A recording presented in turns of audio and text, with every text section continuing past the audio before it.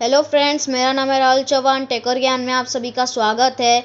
आज मैं आपके लिए लाया हूँ top 10 digital entrepreneurs in India की लिस्ट। तो चलिए वीडियो को स्टार्ट करते हैं।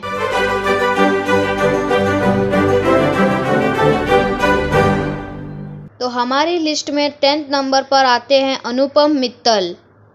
उनका ऐप ऐसा था कि लोगों को शादी करने के लिए बहुत दिक्कत होती थी, और अगर कोई मान भी गया तो सारा का सारा मंडप वंडप सब सजा रहता है, बहुत पैसा खर्चा हो गया रहता है, और अचानक से कोई बोल दे कि नहीं हमें शादी नहीं करनी है तो बहुत लॉस होता था।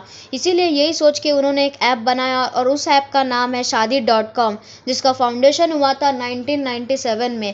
हाँ, आपने सही सुना, ये बहुत पुरानी कंपनी है और अब जाकर ये बहुत जल्दी से ग्रो हो रही है।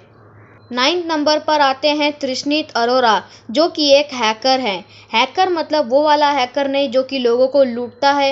एथिकल हैकर का मतलब ये होता है कि जो दूसरों की मदद करे और उनकी जो कंपनी है उनको प्रोटेक्ट करे। और उनकी जो ऐप यानी कि एक वेबसाइट है जिसका नाम है TAC सिक्योरिटी, जो कि बड़े बड़े क्राइम ब्रांचेस और बड़े बड़े बिजनेसमैन के जितने भी कंपनी है उनको कोई हैक ना कर सके। ये जो TAC सिक्योरिटी है इसका फाउंडेशन 2013 में हुआ था। 8th नंबर पर आते हैं श्री हर्षा मजेती। इन्होंने ऐसा ऐप बनाया है जिसकी लोगों को बहुत ज़रूरत थी। जैसे कि बहुत सारे लोग जब ऑफिस चले जाते हैं उनके पास टिफ़िन नहीं रहता, या फिर कोई होटल या फिर कहीं भी यहाँ वहाँ घूम रहे रहते हैं, और उनके पास अगर घर नहीं है, मतलब वो लोग अपने घर से बाहर निकले हैं, तो उन्हें खाने की ज़रूरत पड़ती है। तो उन्होंने एक ऐसा ऐप बनाया कि बस और बस आप इसे देखिए, आपको कौन सा खाना चाहिए और इसे बुक कर दीजिए, वो आपके पास आ जाएगा। हाँ, आपने सही सुना, मैं बात कर रहा हूँ स्विगी की, जिसका फाउंडेशन हुआ था 2014 में। 7th नंबर पर आते अंकिति बोस और ध्रुव कपूर। जैसे कि बाहर देश में अमेज़न है और यहाँ इंडिया में फ्लिपकार्ट, वैसे ही साउथ एशिया में कुछ भी नहीं था। तो 2015 में इन्होंने जिलिंगो करके एक ऐप बनाया, जिस ऐप एकदम अमेज़न फ्लिपकार्ट की तरह था, क्योंकि अमेज़न और फ्लिपकार्ट साउथ एशिया में नहीं थे। तो इन्होंने यहाँ पे जिलिंगो खड़ा किया और उसकी अभी 1 बिलियन से भी ज़्यादा नेटवर्थ है।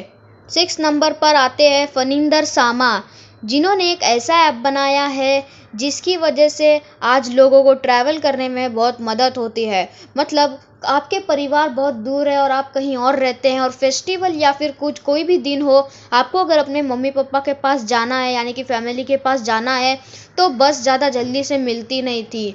और क्या होता था कि अगर बस मिल भी गई तो सीट भरे होते थे या फिर बस पहले ही चली जाती है। इसीलिए ये सोच के उन्होंने एक ऐप बनाया जिस ऐप का नाम है रेड बस। उसमें ये होता है कि आपको पहले ही पता चल जाएगा कि बस स्टैंड पे कब आने वाली है, और आप डिजिटली सीट पहले से ही बुक कर सकते हो। ये ऐप जिसका फाउंडेशन हुआ था 2006 में। 5th नंबर पर आते हैं भावेश अग्रवाल और अंकित भाटी, जिन्होंने भी रेड बस जैसा ही ऐप बनाया था, मगर उनका कंसेप्ट अलग था। मतलब कंसेप्ट तो सेम ही था मगर डिज़ाइन अलग था, और इस ऐप का नाम है ओला, जिसकी फाउंडेशन 2010 में हुई थी। 4th नंबर पर आते हैं सचिन बंसल और बिन्नी बंसल। पहले इंडिया में अमेज़न ही चलता था, मगर वो इंडिया की कंपनी नहीं बल्कि बाहर की कंपनी थी। तो इन्होंने ऐसा सोचा कि क्यों ना एक इंडियन कंपनी बनाई जाए। तो उन्होंने 2007 में ऐप बनाया जिस ऐप का नाम फ्लिपकार्ट है। आप तो फ्लिपकार्ट को जानते ही होंगे, और शायद से आप भी खरीदारी या उसमें बेचते होंगे। पर कुछ सालों पहले फ्लिपकार्ट को वॉलमार्ट ने खरीद लिया, वो भी $16 बिलियन में, और उसे इंडियन करेंसी में देखा जाए तो लगभग 1 लाख करोड़। 3rd नंबर पर आते हैं विजय शेखर शर्मा। पहले लोगों को मनी ट्रांसफ़र में बहुत दिक्कतें होती थी। अगर आपके मम्मी पापा को या फिर आपको पैसा ट्रांसफ़र करना है किसी के बैंक में, तो बहुत आपको बैंक तक जाना पड़ता था और पैसा साथ में लेके आके उन्हें देना पड़ता था ताकि आप अंदर डाल सको। तभी बाहर यानी कि यहाँ वहाँ अलग अलग कंट्रीज़ में पेपाल चलता था, मगर इंडिया में पेपाल इतना फेमस नहीं था। तो इन्होंने सोचा कि क्यों ना एक इंडियन कंपनी बनाई जाए।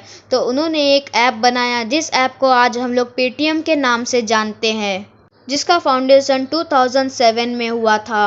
सेकंड नंबर पर आते हैं बायजू रविंद्र। अब नाम से ही समझ चुके होंगे कि मैं किस ऐप के बारे में बात कर रहा हूँ। मैं जिस ऐप के बारे में बात कर रहा हूँ उसका नाम है बायजूस।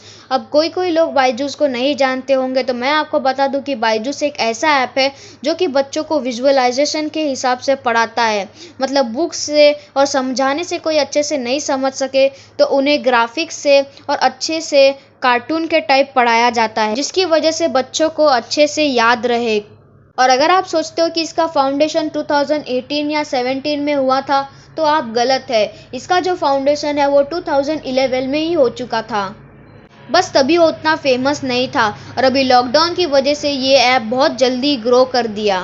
फर्स्ट नंबर पर आते हैं रितेश अग्रवाल, जिन्होंने एक ऐसा ऐप बनाया था जिसकी वजह से लोगों को बहुत मदद हुई, क्योंकि लोग अगर कहीं भी घूमने जाते हैं तो उन्हें घर मिलना बहुत मुश्किल होता है। और अगर होटल में जाएंगे तो कुछ होटल में, जो सस्ते होटल है, उनके यहाँ पे सर्विस अच्छी नहीं होती। तो उन्होंने यही सोच के एक ऐप बनाया जिस ऐप का नाम है ओयो, जो कि सर्विस भी बहुत अच्छी और एकदम मस्त देता है। और ओयो का फाउंडेशन 2013 में हुआ था। तो ये थे top 10 digital entrepreneurs in India. अगर मैं किसी को भूल चुका हूँ तो आप मुझे कमेंट करके ज़रूर बताएं। और हाँ, मैं पहले ही बता देता हूँ कि मैं इन्हें रैंकिंग नहीं बल्कि रैंडमली कहीं पर भी रख दिया हूँ। तो आज के लिए बस इतना ही। वीडियो अच्छी लगी तो लाइक कीजिए, शेयर कीजिए और अगर आप मेरे चैनल पे नए हैं तो चैनल को सब्सक्राइब कीजिए। मिलता हूँ अगले अमेजिंग वीडियो के साथ, तब तक के लिए बाय बाय।